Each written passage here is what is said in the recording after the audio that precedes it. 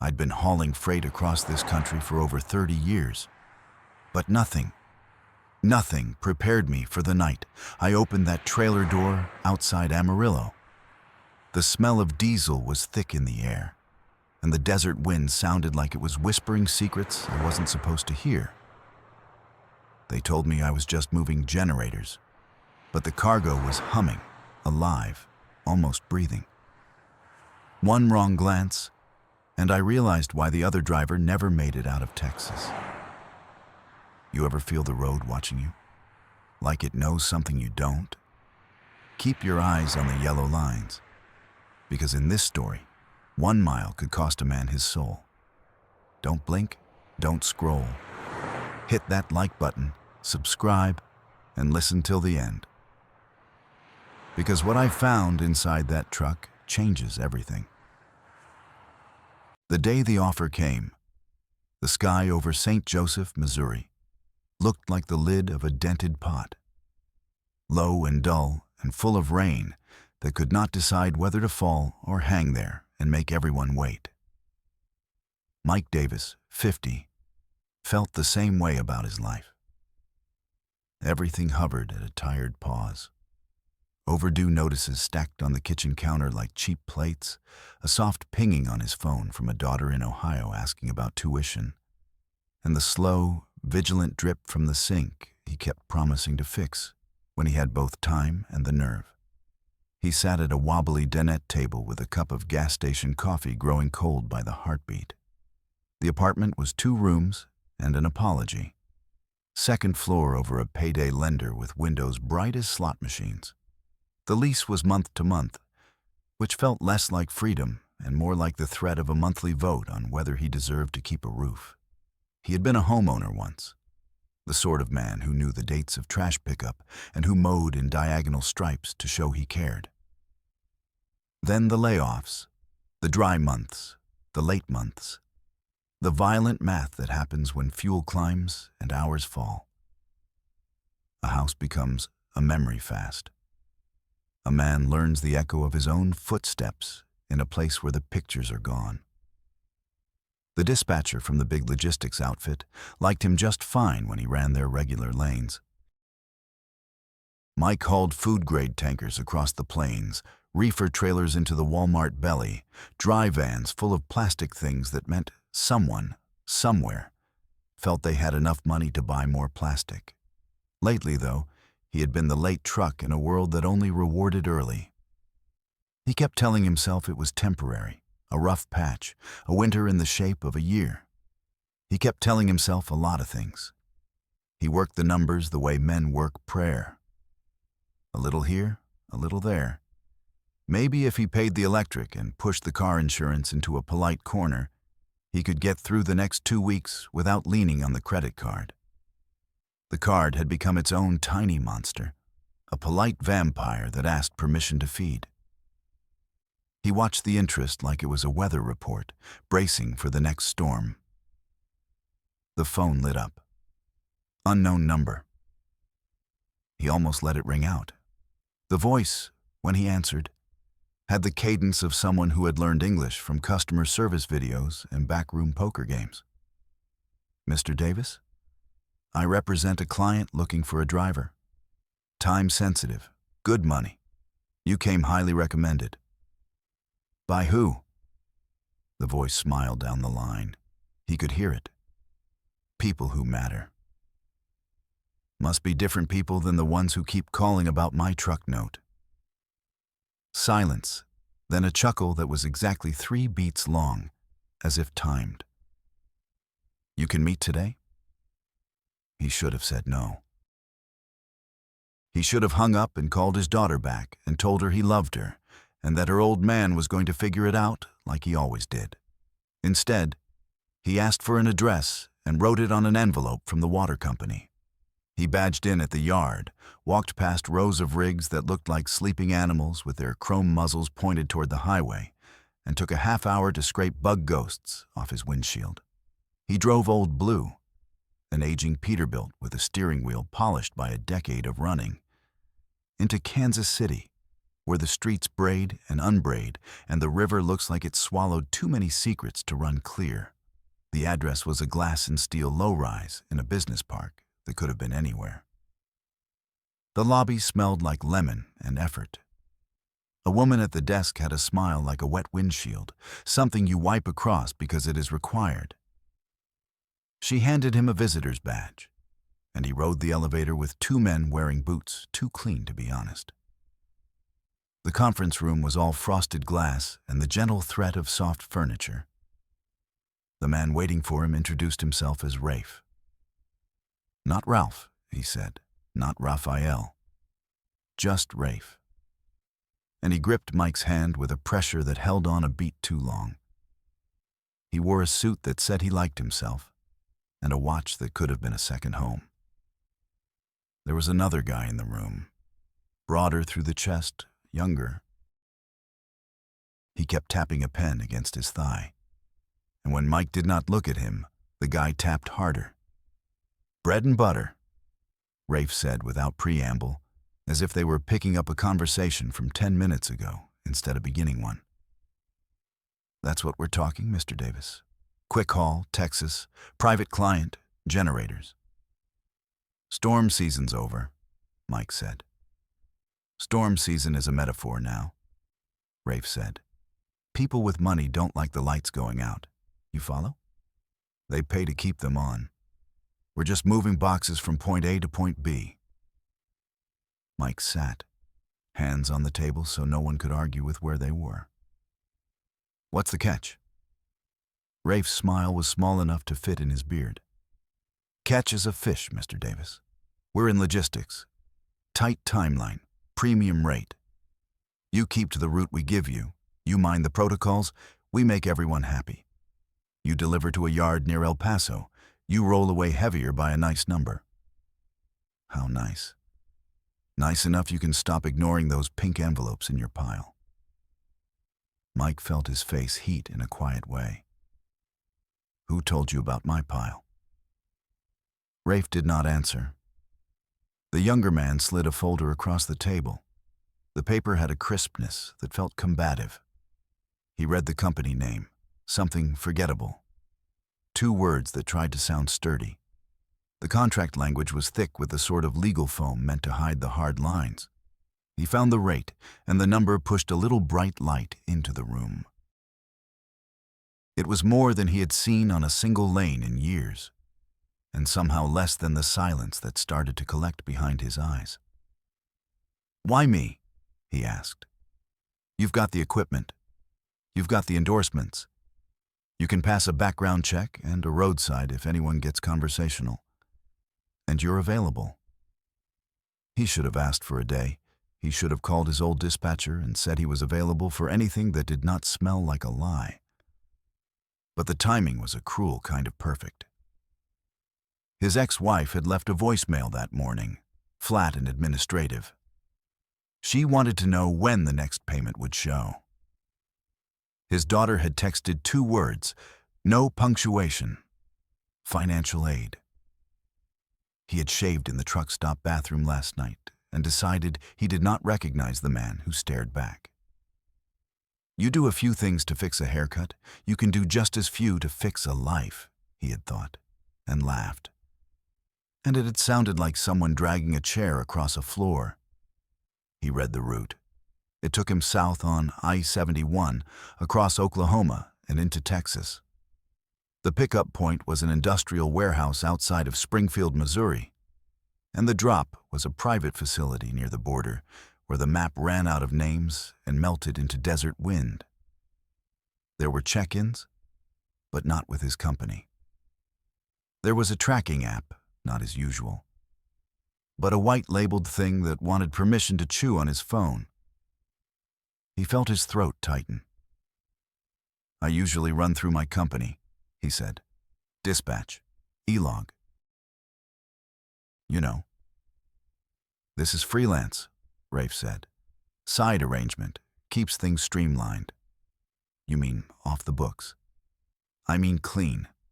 Less chance of a dispatcher with a cousin at a diner telling a cousin at a bar what you're hauling. Discretion is safety." Mike turned the last page. His name did not appear where it should. Someone else's did, a name so plain it might as well have been a white wall. Rafe tapped that spot with a manicured nail. "Standard practice," he said. "Client's preference. Keeps the conversation simple if someone gets curious. The company on paper leases your truck for the duration. Insurance riders included." Mike stared at the simple signature line as if it might rearrange into something less ugly if he waited. "Not my name," he said slow. "Your pay goes where you tell us," Rafe said. "Cashier's check on delivery, plus a fuel stipend wired beforehand. You run a clean truck. You are a clean driver. You're doing a job." The younger man's pen kept tapping. Mike imagined taking it and snapping it in half, watched the little fantasy play, and then let it go. "What's in the boxes?" he asked. "Generators." "You said that already." "I don't repeat myself because I'm lying," Rafe said lightly. "I repeat myself because people think they will hear a different answer if they ask twice." Mike looked up. Rafe's eyes were a shade that photographs lie about. The suite behind him was quiet the way expensive places are quiet, as if noise itself had a salary and had been let go. On the far wall hung a framed photograph of a ship in a storm, a black hull knifing through white, and Mike almost laughed at the on-the-nose decor. He did not. He thought of long nights crossing Kansas, of wipers metronoming across endless straight shot, of truck stop pancakes and the way the waitress refilled his coffee without asking because she could see the road in his shoulders. He thought of the house he had lost and the dog that had gone to live with his ex-wife. He thought of his daughter at a campus in Ohio, the library lights warm as a promise she still believed in. "What happens if I say no?" he asked. Rafe raised his palms in a theater of innocence. "Then I thank you for the drive and wish you good luck. But the window is small. If I call the next guy, he will say yes in a heartbeat." Mike glanced again at the rate. He pictured it as a stack on his kitchen table, shoving back the envelopes with the red type. He imagined the ex-wife's voice losing that brittle, measured edge. He imagined his daughter buying used textbooks without apologizing to him for their price, as if she did not already live apologizing to everyone for everything she wanted. "Fuel's on you?" he asked. "Stipend up front," Rafe said. "And you get an escort from pickup to delivery. Our security detail." It's standard when clients are nervous about theft. "An escort," Mike repeated. "Like suits with sunglasses. More like trucks with men who mind their business." He felt the idea settle in his chest like a cold coin. Security details meant cargo that wanted guarding. Guarding meant someone might want to take it, or to stop it, or to ask the kind of questions that did not come with a warm handshake. He did not like any of that. But the weather had not liked him for a long time, and a man learns to drive through weather.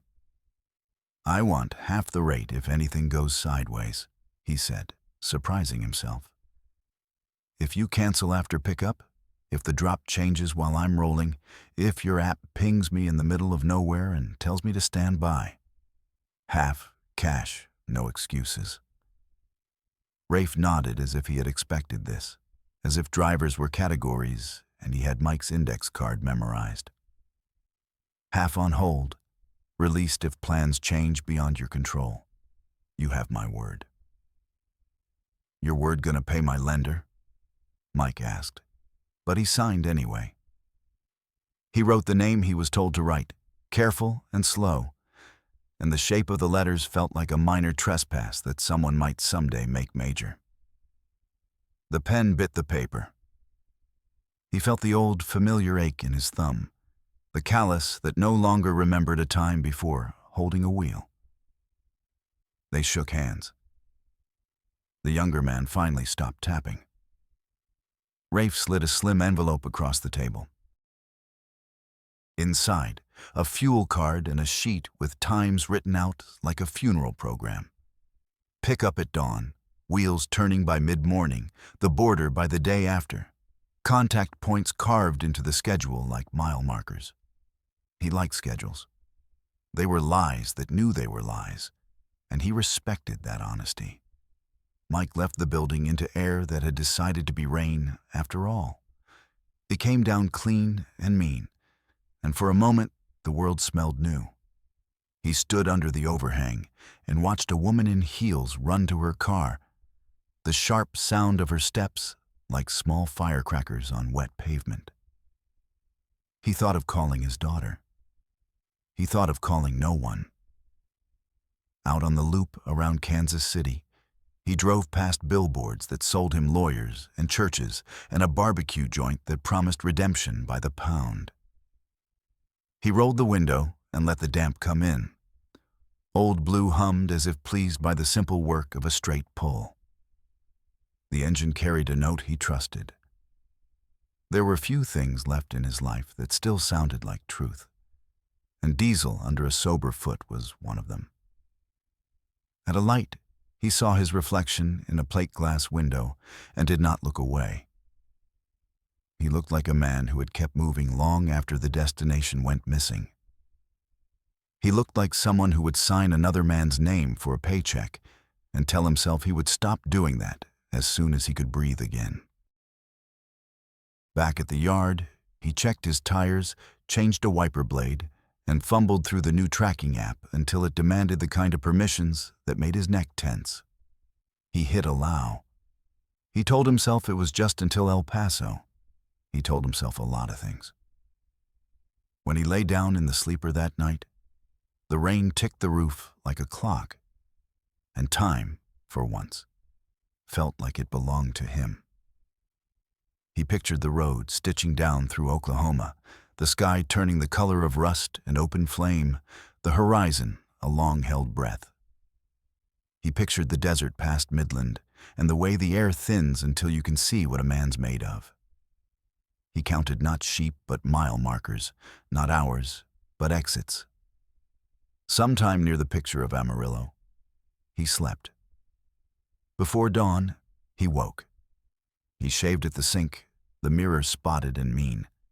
He made coffee so strong it could argue, and when it cooled, he poured it into a thermos the color of last year's grass.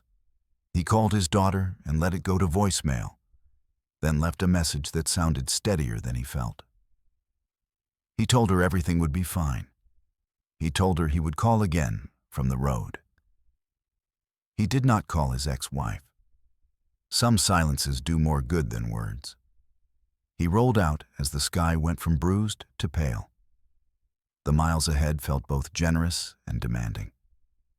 He passed the sign that told drivers to buckle up as if they valued their lives, and he laughed once, short. He gave Old Blue a pat on the dash like a superstitious ball player tapping the plate. "Let's go earn it," he said. He headed toward Springfield for the pickup, the first leg in a route that would braid him to men he did not know and choices he had not meant to make. By the time he hit the state line, the rain had quit. The pavement steamed. A hawk rode the crosswind like belief. Mike set his jaw and drove. The warehouse sat on the edge of Springfield's industrial park, a place built from corrugated metal and the ghosts of better budgets. The air smelled like hot tar and diesel, and the sky had already turned that high, empty blue that means the day's going to be long. Mike pulled Old Blue into the yard, eased between two flatbeds, and shut down the engine. The silence that followed was too complete, the kind that means you're not really welcome. A security guard in black tactical fabric approached with the stiffness of a man who didn't do small talk. "You Davis?" Mike nodded. "Unit 3, the guard said, checking a clipboard. "You'll be in the second rig behind the lead. Wait here till the rest of the line's in position. You move when they move. You stop when they stop." He turned away before Mike could reply. Mike climbed out, stretched, and watched as other trucks rolled in. A battered Kenworth with Arizona plates, a freight liner that looked leased, 2 Volvos too clean for the work they claimed to do. All told, there were 5 of them, lined up like unwilling soldiers waiting for a war no one had announced.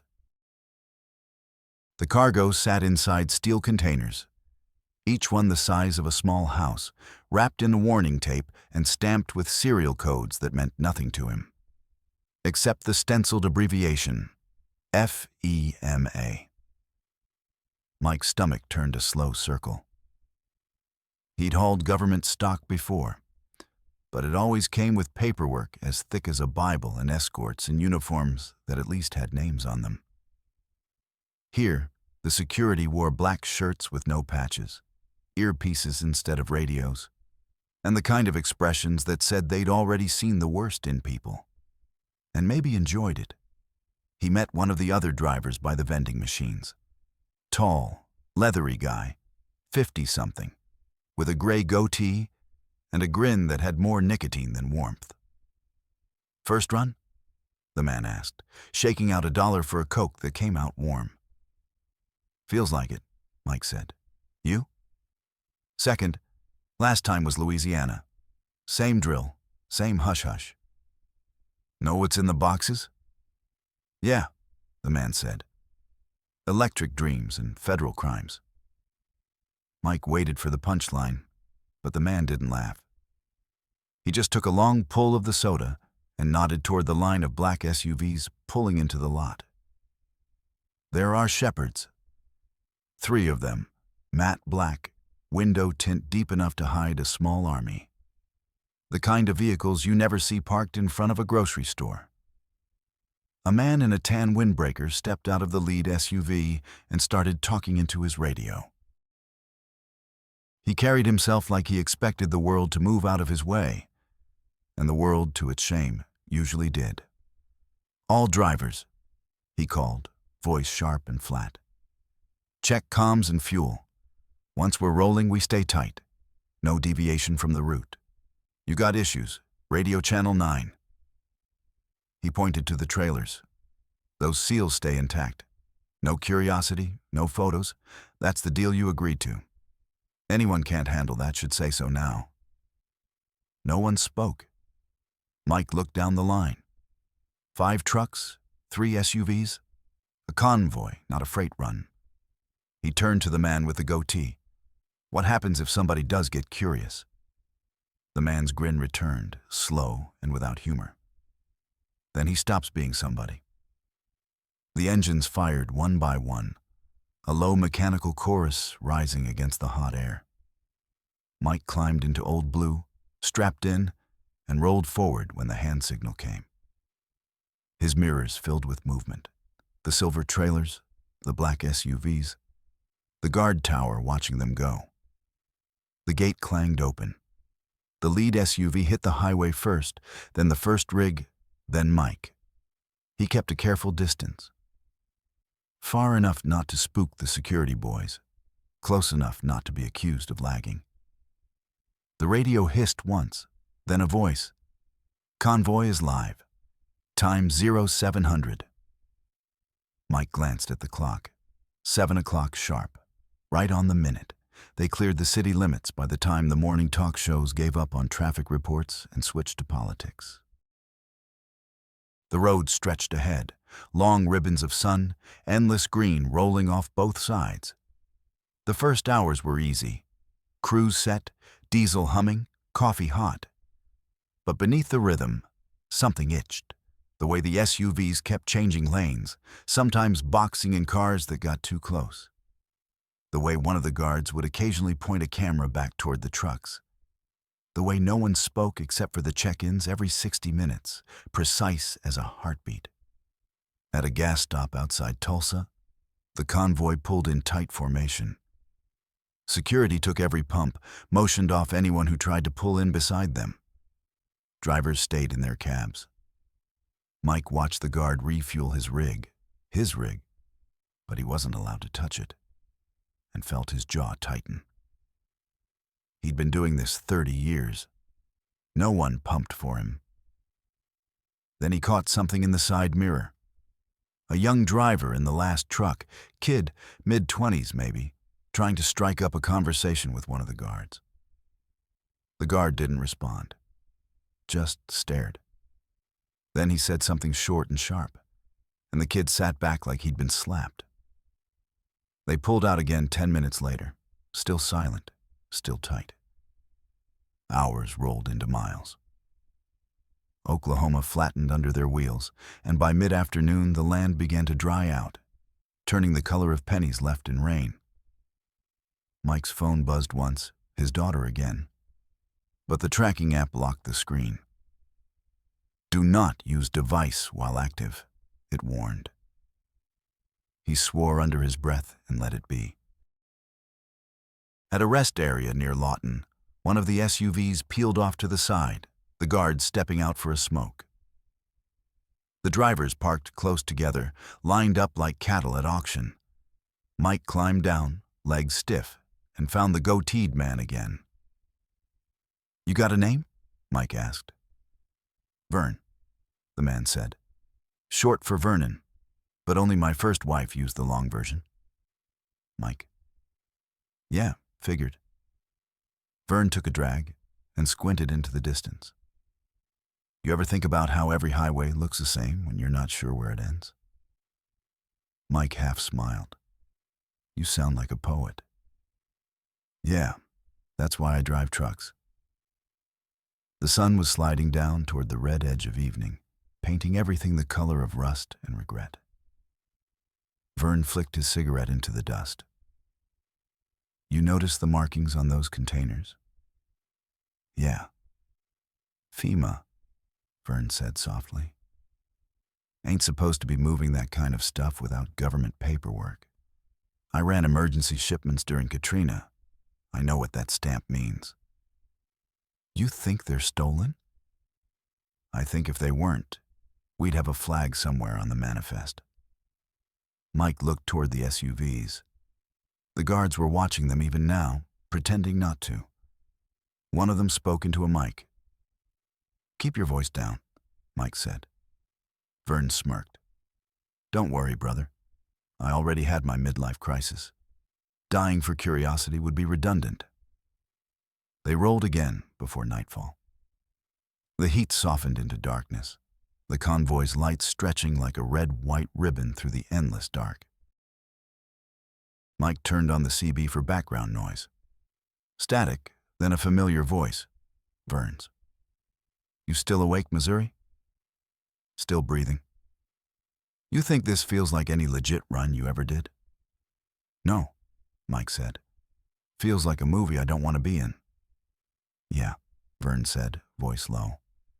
"Except in this one, the extras don't get to go home." The line went dead. Outside, the desert wind began to whisper against the cab.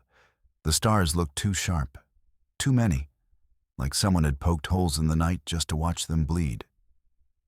Mike kept his eyes on the taillights ahead, 2 red dots guiding him south. He told himself it was just another haul.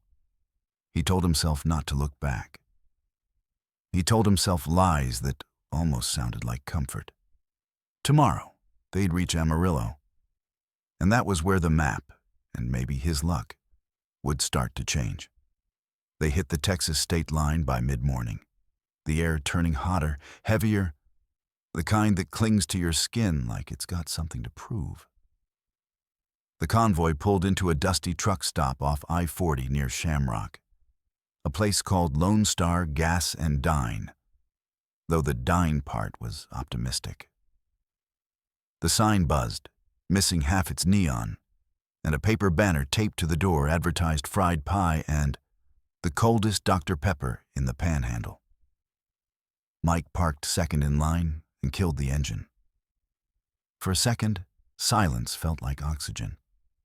Then came the clatter of engines idling, boots on gravel, a radio crackling orders. The SUVs took positions at the edges of the lot, engines still running. He could smell diesel, burnt coffee, and the faint sweetness of grease baking on metal. Inside the diner, the AC fought a losing battle.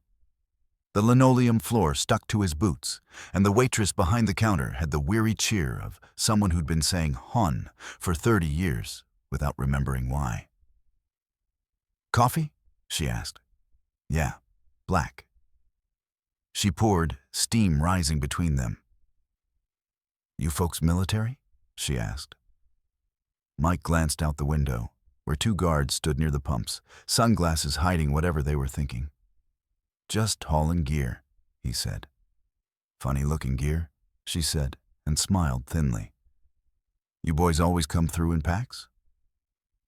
He didn't answer. She didn't push it. At the corner booth, Vern sat with 2 other drivers. Mike joined them, coffee in hand. The third driver was a stocky man with sandy hair, freckles, and the kind of eyes that said he didn't sleep well. His name tag, the kind stitched onto his flannel, read Ray. "You see those seals?" Ray asked quietly, leaning in. "Government codes. Ain't no way this is just generators." Vern snorted. "Could be spare parts. FEMA moves all kinds of stuff." "Not with security like that?" Ray stirred his coffee without tasting it. "My buddy used to run military freight. He said they code shipments like that when they're moving disaster response assets. Or weapons." Mike frowned. "Weapons?" "FEMA doesn't—" "Don't tell me what FEMA does," Ray interrupted. "My brother was in Iraq. He said half the gear over there got bought twice, once with taxpayer money, once under the table. Somebody's making bank on this, and it ain't us." Vern leaned back, folding his arms. "Doesn't matter. We keep the wheels turning, we get paid. That's the deal." Ray looked at him. "You don't get it. You're part of it now. If this stuff's hot and somebody starts asking questions, it's our names on the bills elating. You think that contract's gonna protect us? Hell, it's not even in your name." The table went quiet. Mike felt something inside him sink a little. Vern tried to lighten it. "Come on, man. You think these corporate boys are stupid enough to leave us holding the bag?" Ray's laugh was sharp. "Brother, they don't have to be stupid. They just have to be richer than us."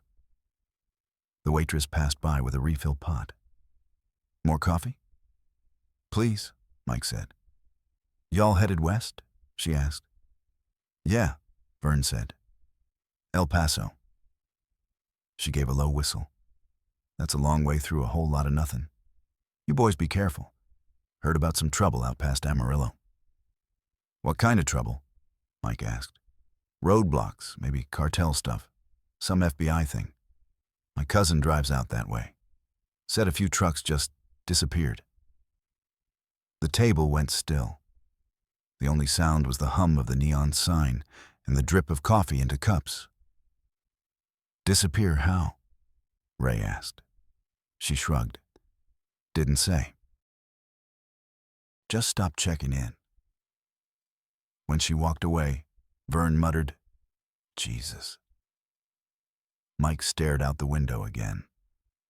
The guards were still there, scanning the horizon like they expected something to come out of it. He finished his coffee, left a few bills under the saucer, and headed back outside. At the pumps, one of the guards, tall, broad, with a buzz cut sharp enough to draw blood, stepped in front of him. "Stay near your rig, driver." "Just stretching my legs." The guard's face didn't change. "Stretch them closer to your truck." Mike raised his hand slightly. "Got it." As he climbed back into Old Blue, he caught sight of Ray by the last rig, talking to someone on his phone, half hidden behind the trailer. One of the guards started walking that way. Ray saw him, pocketed the phone, and tried to look casual. A minute later, they were rolling again. The sun hung high and merciless, and the air shimmered over the asphalt. The highway west stretched flat and wide, every mile looking like the last. By mid-afternoon, Mike's eyes were gritty, his back stiff. Vern's voice came over the CB. "You see that kid back there?" "Ray." "Yeah, he's spooked. Said he called his brother to check those codes. The brother said they match federal stock tags, restricted inventory." "Restricted how?" "Like classified. Stuff that's supposed to be in federal depots, not in private convoys." Mike rubbed his face. "If that's true, then we're—" "Accessory to theft," Vern finished. "Or worse." A pause. Then, "Don't do anything stupid, Mike. Just get the load there and walk away." Mike looked in his mirror. The black SUVs glinted like insects in the sunlight. "Yeah," he said. "Walk away." But even as he said it, he knew something in him wouldn't let that happen.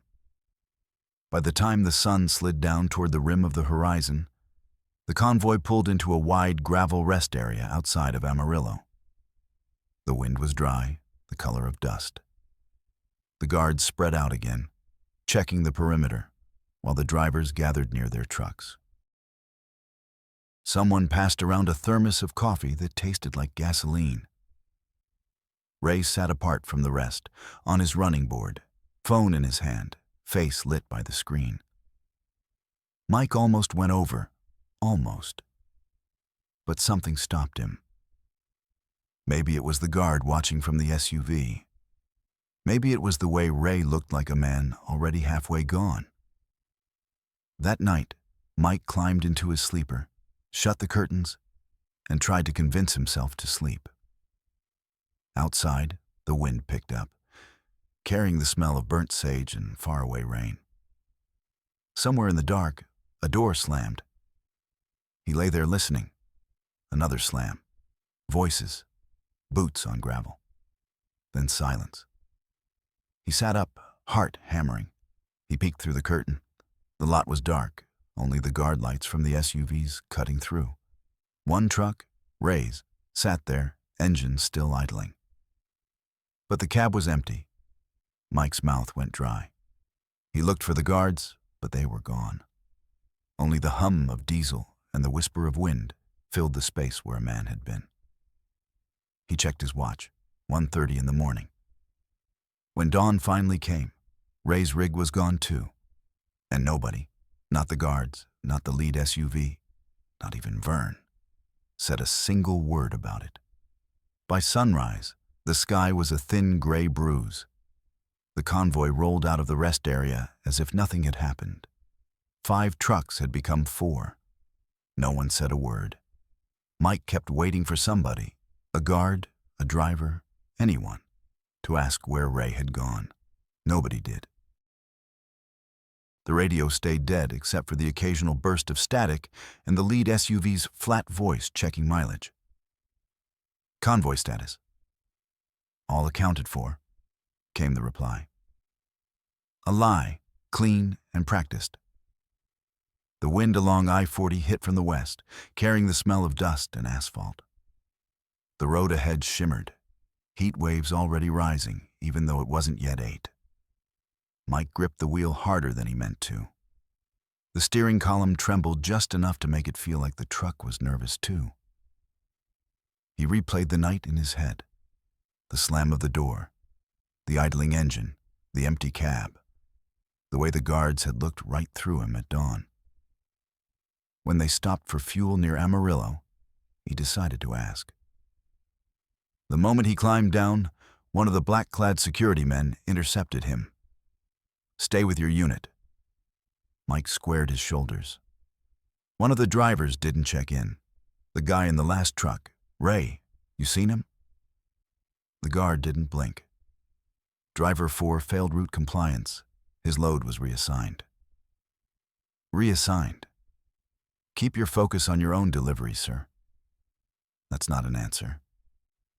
The man's hand drifted toward the radio on his chest. Neither is that a question. Mike stood there for a heartbeat too long, then turned back to his rig. Vern caught his eye from the next lane, shaking his head just once, a small warning. They rolled again, west toward Vega. The road narrowed, traffic thinned, and the world became nothing but land and sky. By mid-afternoon, a storm began to build. Low clouds, heavy with copper-colored rain. The CB hissed, but no one spoke. Even Vern stayed silent. When the rain came, it hit like handfuls of nails. The wipers smeared instead of cleared. Mike leaned forward, squinting into the gray. The SUV ahead slowed, lights flashing. The convoy pulled off under an overpass, parking close, metal and thunder roaring overhead. He cut the engine. Rain drummed on the roof like fists. Vern climbed down and knocked on his door. Mike opened it halfway. "Mind if I sit?" Vern asked. "Get in." Vern pulled the door shut behind him and rubbed rain off his face. "They're saying the road ahead's washed out." "Who's they?" "The suits." Mike handed him a towel. "You sleep at all last night?" Vern shook his head. "Didn't feel like it. You?" "No." They sat in silence a moment, the rain filling every empty space. Finally, Vern said, "You know he didn't just fail route compliance, right? That's their way of saying something went sideways." "Yeah," Mike said softly. "I know. I checked the GPS pings from last night. His truck's tracker went dark at 0132, right after the storm rolled in. Then, nothing. System logged an equipment disconnect. That means either he killed it or someone did." "You think he ran?" Vern shook his head. "You ever see a man run with a full load and 3 SUVs watching?" Mike didn't answer. The storm eased by evening. The lead SUV signaled for ignition, and the convoy started moving again. The highway shimmered with puddles, the kind that hide nails, glass, snakes, or worse. By the time they reached the outskirts of Amarillo, the light was fading again, purple bleeding into gold. They pulled into a fenced logistics lot for the night. A prefab office squatted near the gate, a few sodium lamps buzzing overhead. The drivers were ordered to park in formation. The guards took shifts, pacing the perimeter with rifles slung low. Mike met Vern behind his trailer, away from the cameras. "They're treating this like a military op," Vern muttered. "Private company, my ass." "You gonna ask them?" "No, I like breathing." Mike pulled out his phone, but the signal bars were gone. No service. He tried again. Nothing. "They're jamming it," Vern said. "You notice that?" "Yeah." "You ever get that feeling you took the wrong fork 100 miles back?" "All the time." Vern gave a hollow chuckle. "Man, I used to think bad decisions came with fireworks and warning signs. Turns out they look a lot like a paycheck." That night, Mike lay awake in the sleeper, staring at the roof. Somewhere beyond the chain-link fence, the lights of Amarillo flickered, distant and uncaring. He thought about Ray, about the contract he'd signed under someone else's name, about the way Rafe had smiled, like a man selling a lifeboat with a hole in it. He drifted in and out of shallow dreams, truck lights flashing across endless plains, black SUVs trailing like shadows that never ended. Sometime past midnight, he heard voices outside. Not the usual chatter, low, urgent. He cracked the curtain an inch.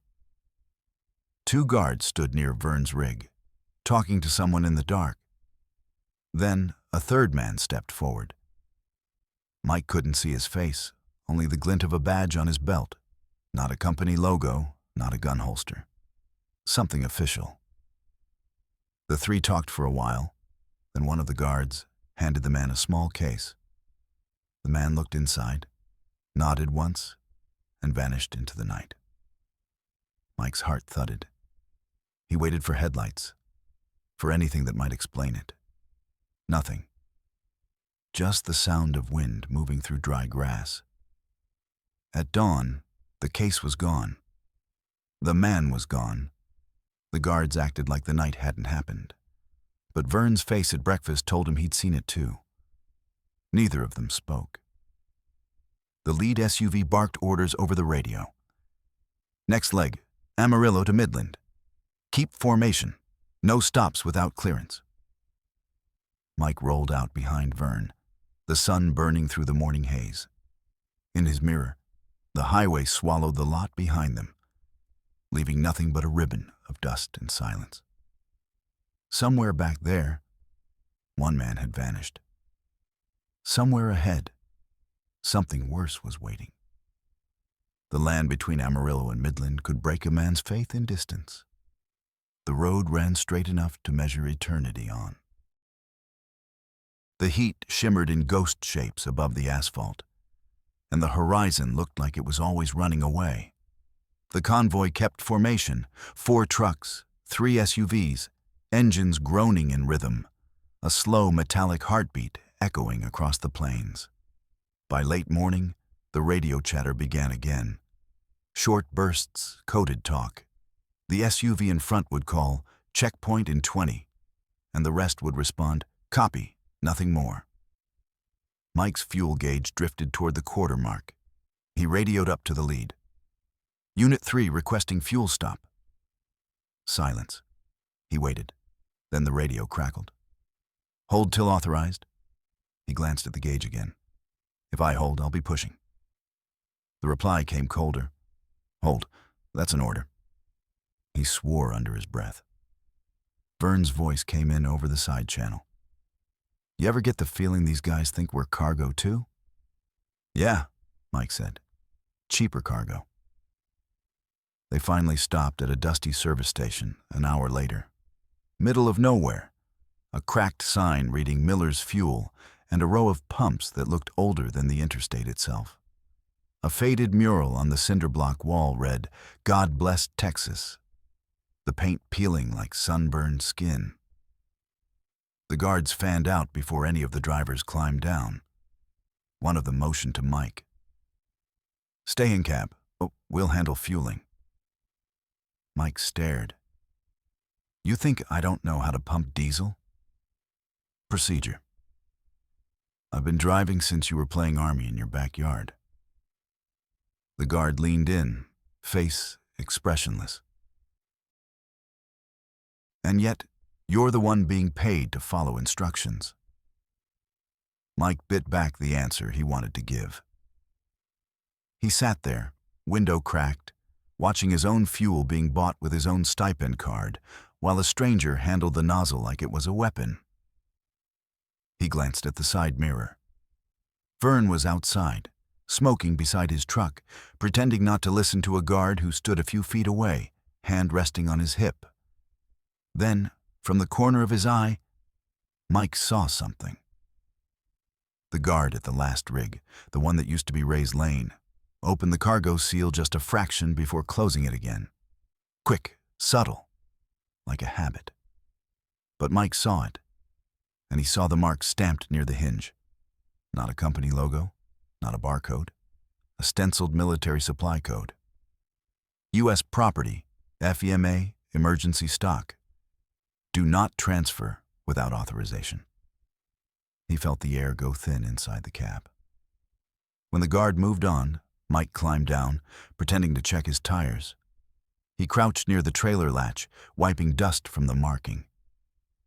The stencil had been partially sprayed over, but the shape was still there. The Federal Eagle faint but visible, wings spread like a warning. Generators, my ass, he thought. He snapped a photo on his phone, quick and discreet, then tucked it back into his pocket. When he stood, a voice behind him said, "Curiosity's a bad look on a driver." It was the tall guard from before. Buzz-cut mirror sunglasses. The kind of man who believed tone could do more damage than bullets. "Just checking my latch," Mike said. The man tilted his head. "You were told to stay in your cab." "Yeah, well, I don't like trusting strangers with my rig." The guard smiled, thin and sharp. "You signed a contract, didn't you?" "Not one that said I was blind." A long pause. Then the guard's hand dropped to the side of his vest. where the gun wasn't quite visible but didn't need to be. "You want to keep your miles clean, old man," he said softly. "Some things don't concern you." Mike stared back at him, long enough to make it count, then climbed into his cab without another word. The convoy rolled out 5 minutes later. Vern came on the CB. "You all right?" "Fine." "Sounded like you were having words with the tall one." "Nothing I couldn't swallow." "Good," Vern said, "because I just realized something worse than being underpaid. It's being underpaid and watched." They both fell quiet. By late afternoon, the land turned to scrub. The radio stayed silent. The miles stretched out like punishment. Mike kept replaying the stencil in his head, that faint mark beneath the spray paint. Federal property. He'd hauled FEMA trailers after hurricanes, food, generators, medical kits. This was that same gear. Stolen, sold, shipped off the books. He remembered Rafe's words. Private client. Keep it quiet. Private client, hell. This was stolen government aid. Around sunset, they stopped again at a way station that had been closed for years. The SUVs parked across the entrance, forming a wall. The guards huddled near their vehicles, talking low. Mike climbed down, walked over to Vern. "You still got that GPS tracker running?" Vern nodded. "Shadow tracker, yeah. Hidden in the dash. Why?" "Because they're gonna kill it soon. I heard them talking about disabling comms." "Why would they do that?" "Because the drop isn't where they say it is." Vern looked at him sharply. "You sure?" Mike reached into his pocket, pulled out his phone, and showed the photo of the stencil. "You ever see a company haul this kind of generator?" Vern stared at it for a long time. "Jesus." "Yeah." They heard the guards shouting orders. "Time to roll." Vern shoved the phone back toward him. "Keep that hidden. You don't know who's listening." They climbed back into their rigs, the engines roaring alive.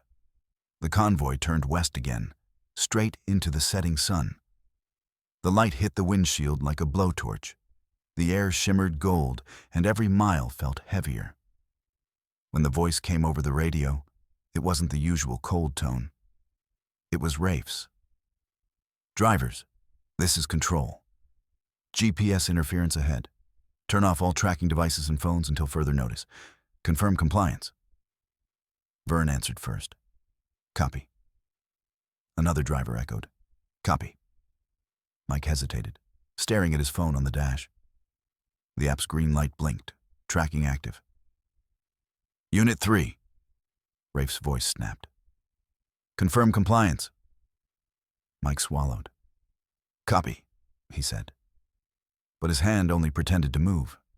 Instead of turning it off, he switched the screen dark and slipped it beneath the seat. He felt sweat running down his neck. "Good," Rafe said. "Stay tight. No radio chatter. Next check-in at 0700. The line went dead. Mike looked out at the horizon, the last orange of sunset dying over the Texas plains. He exhaled, slow and steady.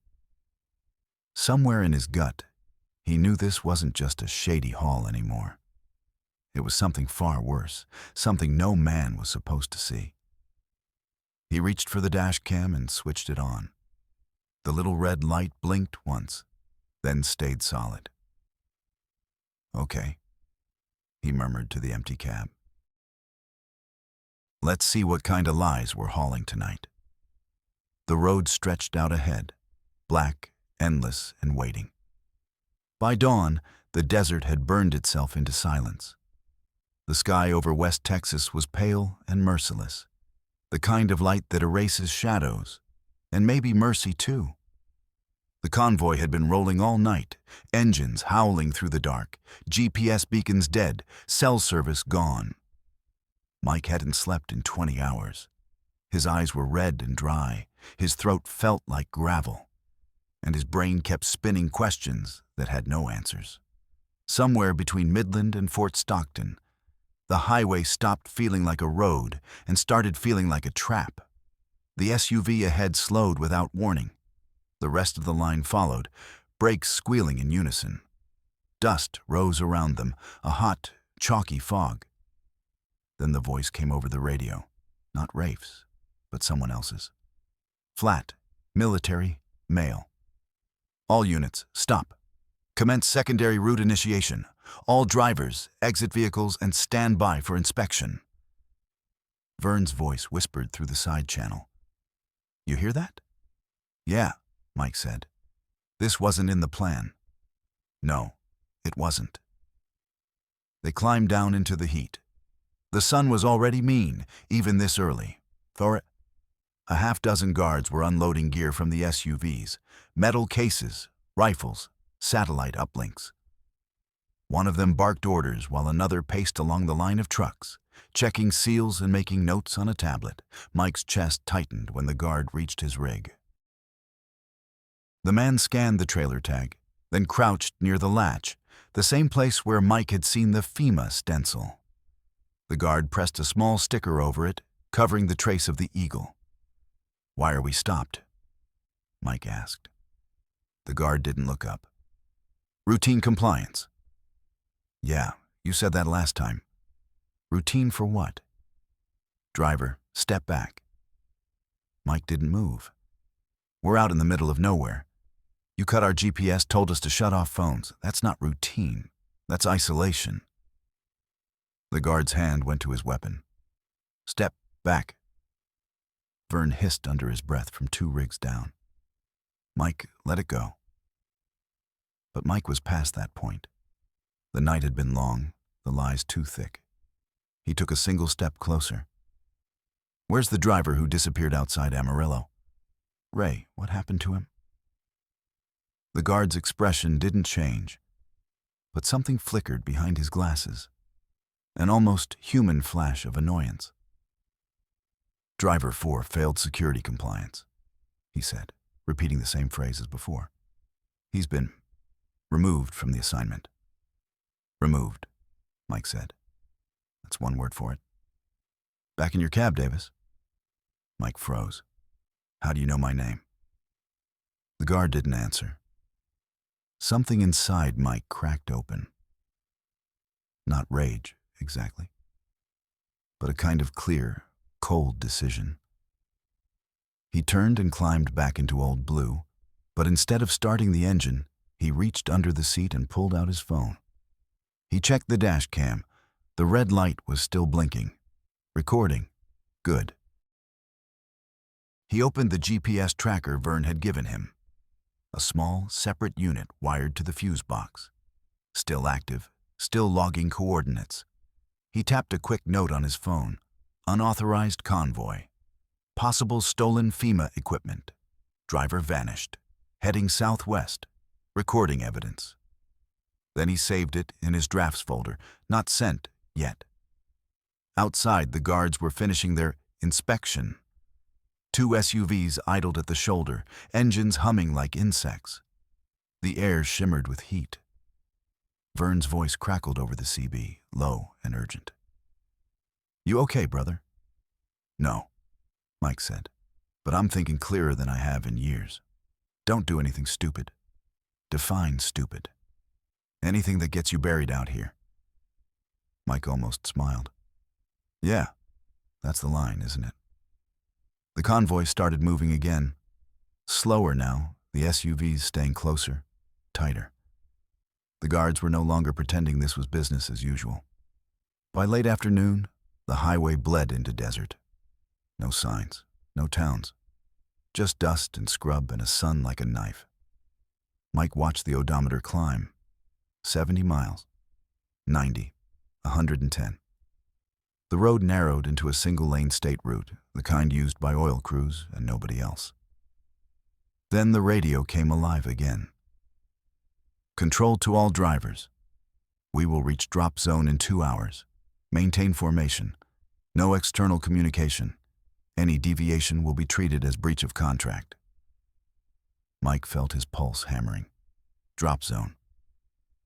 Not delivery site, not destination. Drop zone, a military term. He looked over at Vern's truck. The man was glancing back at him in the mirror, face pale even in the sunlight. Then, out of nowhere, one of the black SUVs swerved out of formation and pulled up alongside Mike's rig. The passenger window rolled down, and Rafe was inside. He wore the same calm smile as in Kansas City, but the desert dust didn't touch him. "Mr. Davis?" he called through a handheld radio. "How's our run?" Mike picked up his own. "You tell me. Feels less like a delivery, more like a detour." Rafe's smile widened. "We had to change plans. Security concerns. Nothing personal?" "You know what's in these trailers?" "Of course. Federal stock, FEMA equipment, stuff you don't own." "Ownership's a flexible concept, Mike. You'll learn that if you want to keep playing in this league." "I didn't sign up for theft." "No," Rafe said softly. "You signed up for money, and now you're in too deep to climb out." Mike's throat tightened. "You think so?" "I know so. You walk away now, the paper trail still has your name, or close enough. You'll vanish like the last guy did, and the world won't even blink. So just drive, deliver, and enjoy the payday." The SUV dropped back, sliding between the trucks again. Mike drove in silence for a long time. The sun crawled lower, turning the desert gold, then orange, then blood red. He could hear the hum of the engine, the steady rhythm of the tires. The road stretched straight into infinity. Then he reached over, flicked on the dashcam's audio feed, and spoke quietly. "My name is Mike Davis. I'm hauling stolen government cargo under a falsified contract. At least one driver's missing. We're being escorted by armed men with no insignia. If this recording makes it to anyone, my daughter, the police, whoever, know that I tried to do the right thing." He paused, breath shaky. "Guess I'm making my choice now." He turned off the radio completely. Under the seat, he pulled out a second phone. A burner he kept for emergencies. He connected it to the dash cam, started an upload through a hidden satellite tether Vern had once shown him. Slow, but steady. The camera light blinked blue, transmitting. Mike gripped the wheel tighter. Somewhere behind him, an SUV's siren chirped. One short, sharp note like a warning. Vern's voice burst through the CB, urgent. "Mike, what did you just do?" "Something right. You're going to get us both killed." "Maybe. But if I don't, I'm already dead in a different way." The road narrowed again. Ahead, the mountains rose out of the dust, sharp and red like open wounds. Mike exhaled. "Whatever happens next," he muttered, "at least I'll know I didn't just drive for nothing." He pressed his foot down. The engine roared. Behind him, one of the SUVs swung out, lights flashing. And the chase began. The first time the SUV rammed him, it wasn't hard, just enough to make a point. Old Blue shuddered under the impact, mirrors vibrating, coffee spilling across the dash. Mike gripped the wheel tighter, the desert wind screaming through a half-open window.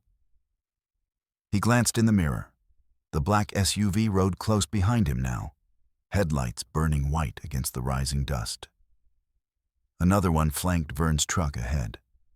The whole convoy had turned into a slow-motion chase, their engines howling against the flat, endless silence of the Texas Badlands.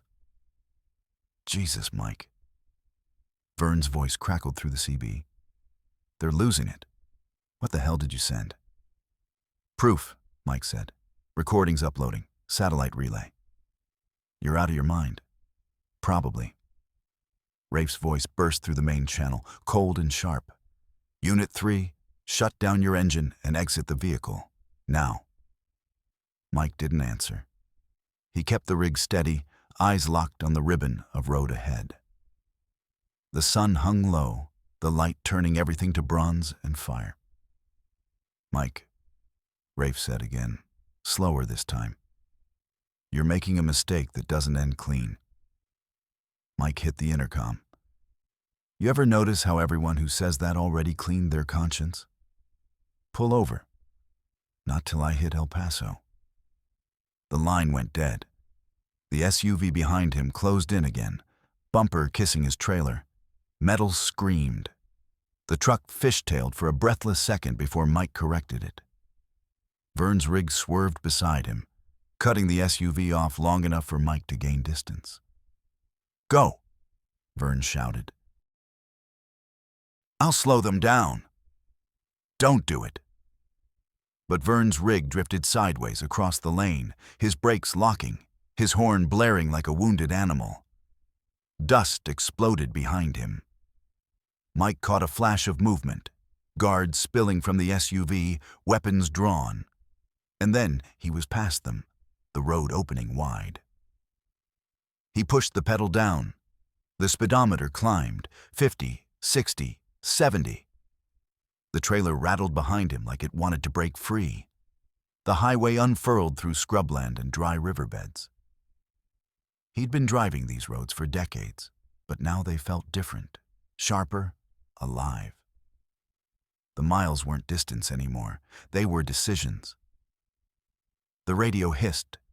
Then a new voice came through, female, calm, official. "This is Special Agent Rebecca Hollis, Department of Homeland Security. Is this Michael Davis?" Mike froze. "Who is this?" "Agent Hollis. We've been tracking an illegal convoy out of Missouri carrying stolen FEMA assets. If you're part of that line, you're in danger. We're 30 miles north of your location. Are you able to confirm your coordinates?" Mike blinked, disoriented. "How did you find me?" "The signal you sent. Your dash cam feed."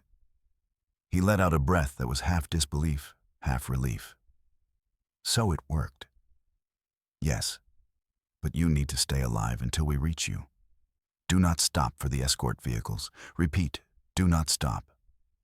Behind him, the SUVs were closing in again, 2 of them now. "I'll try," Mike said. "Can you make it to Sierra Blanca? There's a way station just past exit 102. That's your extraction point." He glanced at the odometer. 30 miles. Maybe less. The truck groaned, engine heat climbing. "I can make it," he said. "Then keep rolling, Mr. Davis. Help is coming." The transmission cut out. The desert blurred past, endless sage and sand, the color of rusted money. The mountains in the distance shimmered in the dying light. The SUVs drew closer, their sirens off now, silent and predatory. One pulled up alongside the trailer, its passenger leaning out with something in his hand, not a gun, but a signal jammer, blinking red. Mike jerked the wheel hard. The rig drifted right, tires spitting gravel. The jammer slipped from the man's grip, vanished under his own wheel. A pop, a hiss, and the SUV lost traction, spinning off into the scrub.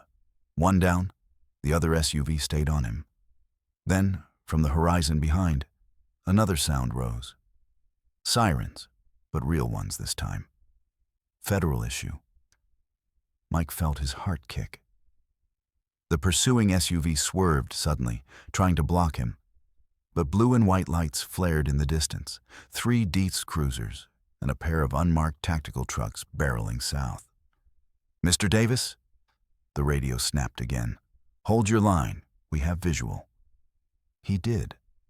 And for the first time in what felt like forever, he let himself believe he might actually make it. The SUV behind him braked hard, cutting across lanes, trying to double back. But one of the DHS vehicles caught it broadside, metal crunching in a burst of dust and shattered glass. Mike blew past them, his truck roaring like a living thing. Up ahead, a green sign loomed through the haze. Sierra Blanca, exit 102, 1 mile. He took it fast, trailer swinging wide, tires screaming against the gravel shoulder. The way station appeared on the right, empty, lights off, a forgotten outpost at the edge of the desert. He pulled in, slammed the brakes, and let Old Blue shudder to a stop. For a long second, all he heard was the tick of cooling metal. Then, headlights crested the hill, DHS vehicles, their sirens fading. Agents spilled out, weapons raised. "Hands where we can see them," someone shouted. Mike lifted them slowly, palms open. A woman in tactical gear, Agent Hollis, he guessed, approached, her face sharp with sunburn and focus. "You're Michael Davis?" He nodded. "Step down, sir." He did. His knees buckled when his boots hit the dirt, exhaustion finally catching up to him. Hollis looked past him toward the horizon, where smoke still rose from the wreck of the SUV. "You did good," she said. "That recording you sent, it's everything we needed." Mike let out a shaky laugh. "Yeah, well, guess I finally delivered something that mattered." Her expression softened. "We'll take it from here." He nodded, but inside he knew it wasn't over, not really. Vern was still out there. And so were the people who'd started all this. He glanced back at Old Blue, still ticking, still faithful. Dust swirled around the tires. The sky above them was wide and merciless, but for the first time in years, it felt open. He leaned against the side of the truck, breathing hard, watching the desert burn gold with the setting sun. Somewhere behind him, the wind carried the faint smell of diesel and gunpowder, the perfume of truth paid for in blood and grit. And for once, Mike didn't look away. The sun had barely cleared the horizon when the federal task force moved in. The wrecked SUVs smoldered in the sand like broken beetles, their black shells reflecting the pale desert light. Mike stood beside Old Blue, wrapped in a foil blanket one of the medics had handed him, still half expecting someone to yell cut and reveal it had all been a bad movie. But this wasn't a movie. It was West Texas, early morning, and he'd just helped blow open a federal theft operation worth millions. Agent Hollis crouched near the back of his trailer, a flashlight beam dancing over the dented metal seals. Another agent stood by with a bolt cutter. "Go ahead," she said. The man snapped the lock. The door swung open with a groan. Inside, stacked floor to ceiling, were crates marked in bold stencils. FEMA, Disaster Relief Equipment, Do Not Transfer. Hollis climbed up, pried one open, and pulled out a heavy plastic case the size of a cooler. She flipped it open. Satellite phones, solar chargers, water filtration systems, emergency packs. Mike exhaled. "Generators, huh?" "More than that," Hollis said. "This is federal stock meant for flood zones in Louisiana and tornado response centers in Kansas. These shipments were marked missing 3 weeks ago. Somebody inside the chain diverted them and sold them off through private contractors." "Like Rafe." She nodded. "We've been tracking him for months. Money laundering, shell logistics firms, fake manifests, all routed through small-time drivers who don't ask too many questions. You just stumbled onto the tail end of something big." "Lucky me." "Lucky's one word for it," she said. "Alive's another." They moved down the line of trucks. Vern's rig had been recovered 10 miles back, bullet holes in the radiator, the cab empty. No sign of him. Mike didn't ask. He followed Hollis as she checked the next trailer. The crates inside weren't just FEMA stock. Some bore different markings: DHS surplus, National Reserve, and even a few that made her pause. "What is it?" he asked. Hollis ran a thumb over the faded print.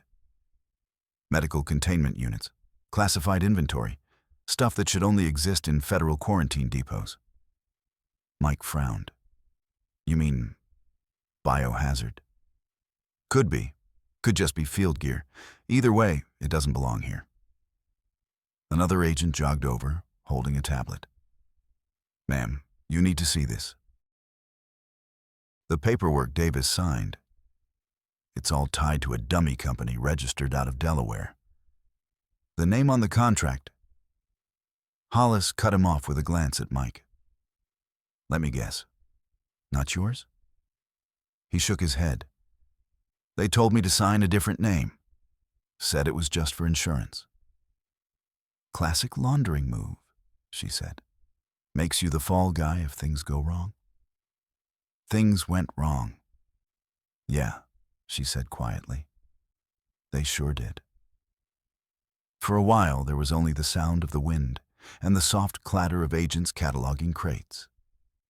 The sun climbed higher, washing everything in gold. Mike leaned against his truck, trying to let it all settle. The adrenaline was gone now, replaced by a slow, gnawing fatigue. His hands still trembled when he tried to light a cigarette. Hollis came over, folding her arms. You did good work, Davis. You got us the proof we needed to move in. He gave a bitter laugh. Funny. All I wanted was a paycheck. You're not the first man to get trapped between debt and desperation, she said. But you're one of the few who didn't just keep driving. He looked up. What happens to me now? We'll need you to testify. After that, it depends. You're technically a witness, not a suspect. But these people don't like loose ends. I figured. She hesitated. You got somewhere to go? He thought of home, or what used to be home. The apartment above the payday lender, the stack of bills. The silence between him and his daughter. Not really. Hollis studied him for a moment. You've got a daughter, right? Ohio State? His throat tightened. Yeah, how'd you... Your voicemail came through when you were off-grid. She's been trying to reach you for 2 days. Mike's chest went heavy. Is she okay? She's fine. We called her. Told her you were safe. Safe, he said quietly, testing the word like it didn't quite fit. By midday, the site buzzed with movement. Flatbeds arrived to haul the confiscated cargo, and a mobile command post set up beside the highway. Hollis briefed her team while reporters began circling like flies, shouting questions. Mike stayed out of the way, sitting on the bumper of Old Blue. The truck looked tired like him, dust-caked, dented, but still standing. He pulled the small cross from his rearview mirror, the one his daughter had given him when she was 10. For luck, she'd said back then. He turned it over in his hands. Hey, Hollis called, walking back over. We're done here. You can ride with us to El Paso if you want. Debrief, statements, maybe a shower that doesn't smell like diesel. He shook his head. Think I'll follow in the truck. Feels wrong to leave her behind. Hollis smiled faintly. Suit yourself. Just stay close. They rolled out in formation, federal cruisers in front, Old Blue behind, the desert wind sweeping away the last traces of smoke. As they crossed into the outskirts of El Paso, Mike saw the sprawl of the city rise out of the heat like a mirage. Rooftops, overpasses, billboards, all shimmering under the sun. For the first time in years, he didn't feel like he was running from something. He was just moving forward. At a stoplight, Hollis pulled up alongside him, window down. You know, you could have kept driving, she said. Nobody would have blamed you. Mike looked at her, eyes tired but steady. Yeah, but maybe it was time I stopped doing the easy thing. She nodded once, then pulled ahead. The highway bent south toward the city. Mike turned up the radio, static. then a country song about bad luck and second chances. He smiled, just barely. The desert gave way to concrete, the skyline hazy and bright. And somewhere deep inside, for the first time in a long while, he let himself believe that maybe, just maybe, he hadn't lost everything. The federal office in downtown El Paso smelled like coffee that had been reheated too many times and carpet that had seen too many secrets. Mike sat across from a stack of forms that might as well have been a mountain. Agent Hollis stood by the window, phone pressed to her ear, sunlight striping her face. "Yes, Director, I understand," she said. "No, the driver's not a suspect. He's a witness. He didn't know what he was hauling." Mike stared at the paper cup in his hands. Lukewarm, bitter. The kind of coffee meant to keep you awake just long enough to sign your life away. When Hollis hung up, she turned to him. "You're officially cleared. The department's classifying you as a cooperating witness. They'll need you in D.C. next month to testify." He nodded slowly. "And then?" "Then you disappear for a while. New name, maybe a relocation grant. It's not glamorous, but it's safer than staying put." "Safer," he repeated, tasting the word. "You think safety's still on the menu for me?" She gave a faint smile. "It's never really on the menu for anyone, Mr. Davis. We just order it and hope they don't run out." He huffed a laugh despite himself. "Your recording's already in the evidence chain," she said. "It's airtight. They can't bury this. Not now." Mike rubbed the bridge of his nose. "What about the others? The drivers?" "We're tracking them," Hollis said. "2 are cooperating. 1's gone off the grid. We found Vern's truck." He looked up sharply. "And?" She hesitated. "Empty cab. No signs of him. We're still searching." He nodded once, slow, like a man who'd been expecting the blow and took it anyway. Hollis sat down across from him. "You did more than you think, Mike. You exposed something big. You stopped it." He shook his head. "Stopped a shipment, not the machine. There'll be another one. Different drivers, different route." "Maybe," she said. "But someone has to take the first swing." Silence filled the room. Outside, the heat shimmered against the glass, the city sprawling toward the horizon. Another network of roads waiting to be driven. He thought of his daughter, the way she laughed when she was small, the letters she'd stopped writing when he missed too many birthdays, too many promises. He'd sent her money when he could, excuses when he couldn't.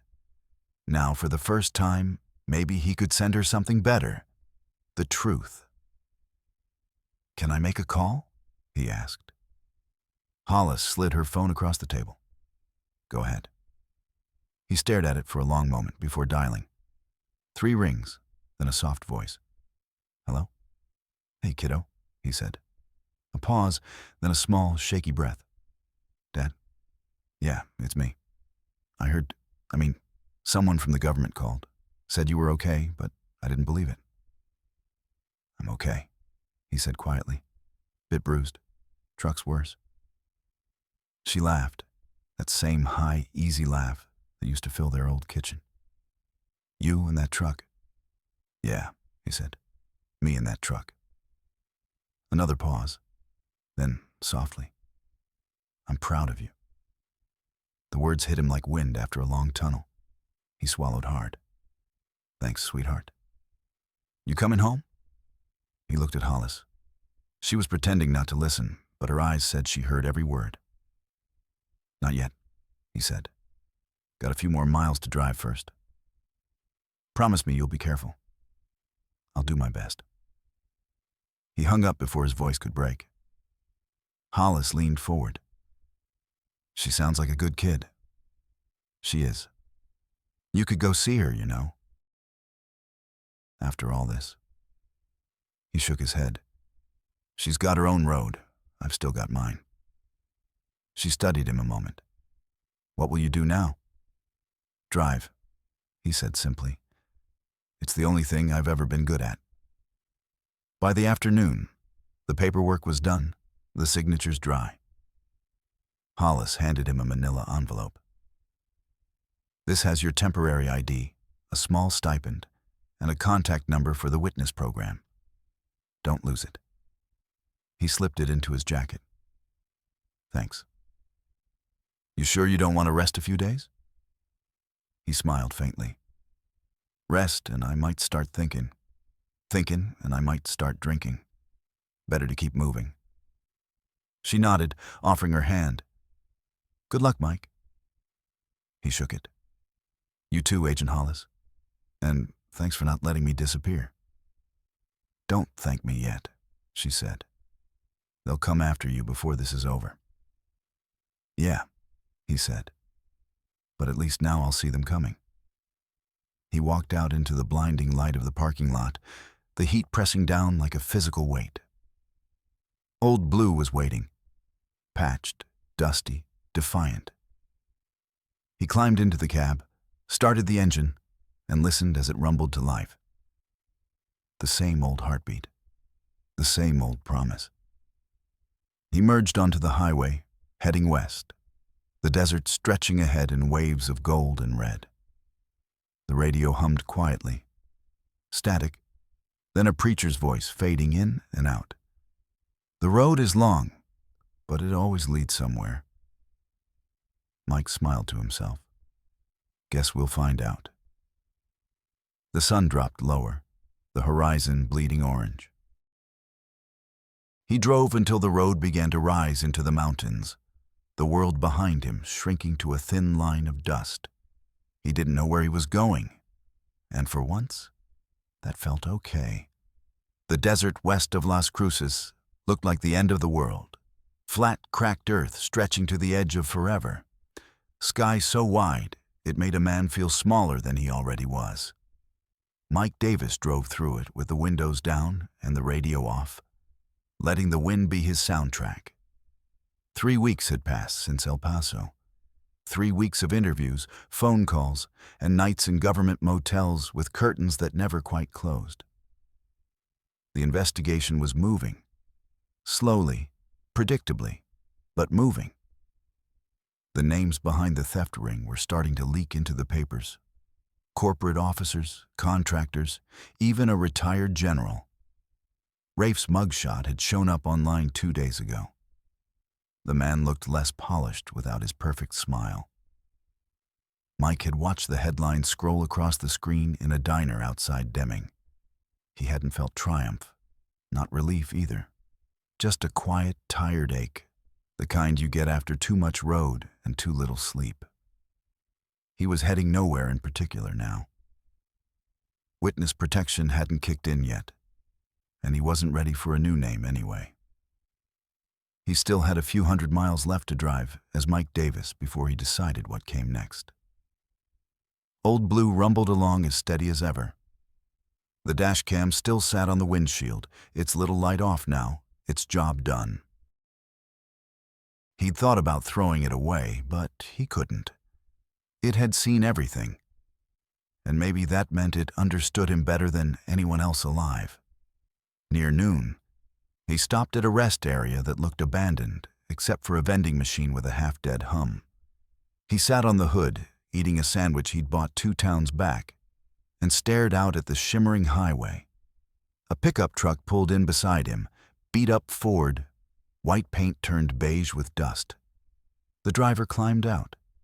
A woman in jeans and a sun-faded jacket, short blonde hair, steady eyes. Took a chance it was you, she said. Mike blinked. Agent Hollis. Just Rebecca now, she said, smiling a little. You're not my case anymore. He raised his coffee in a half salute. Guess congratulations are in order. You cracked it. We did, she said. They'll be in court by the end of the month. You'll be getting a call about testimony, but between us, you probably won't have to show. The evidence you gave was enough. Good, he said softly. I'm better behind a wheel than on a witness stand. She studied him. You look different. Cleaner? Lighter, she said, like you dropped something heavy. He nodded toward the horizon. I think I finally left some of it back there. She leaned against her truck, eyes following the heat rippling off the asphalt. You ever going back home? Not yet, he said. Maybe someday. My daughter wants me to visit. She keeps sending me pictures, her dorm, the campus. There's a clock tower, trees, students who still believe the world's fair. She must take after her mother. He laughed, the sound rough but real. She takes after herself, stronger than both of us. A silence stretched between them, easy and warm. Rebecca finally said, You know, there's a whole lot of clean work out there. Relief logistics, federal contracts, real ones. You've got experience. I could make a few calls. Mike thought about it. A new job, a steady paycheck, a chance to haul something honest for once. Maybe, he said, but I think I'll drive solo a while. Let the road decide what's next. She nodded. That's fair. He finished his coffee, crushed the paper cup, and tossed it into the bin. Thanks, Rebecca, for everything. Don't thank me, she said. You're the one who kept driving when it mattered. They shook hands, firm, brief. Then she climbed back into her truck and rolled away, dust trailing like a signature across the air. Mike watched until the taillights faded. Then he climbed into Old Blue, turned the key, and felt the familiar rumble under his feet. The sky was going purple now, the kind of twilight that makes the desert glow. He eased onto the highway, wheels humming over sun-baked asphalt. The radio found a signal, an old blues song, rough and honest. As the miles stretched behind him, he thought about everything he'd lost and what little he'd gained. Maybe it balanced out in the end. Maybe balance was the wrong thing to chase anyway. Up ahead, an electronic highway sign flickered to life. The letters glowed pale orange against the deepening dusk. Next stop, nowhere. Mike smiled. Good a place as any. He pressed his foot down, and the engine answered with a low, steady roar. The road opened wide before him, straight and endless, dust rising in the rear view like the ghost of every mile he'd ever driven. He didn't look back.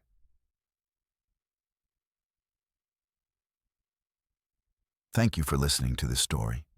If you liked it, please hit the like button, subscribe to the channel, and share your thoughts in the comments. Your support keeps the stories rolling down the road.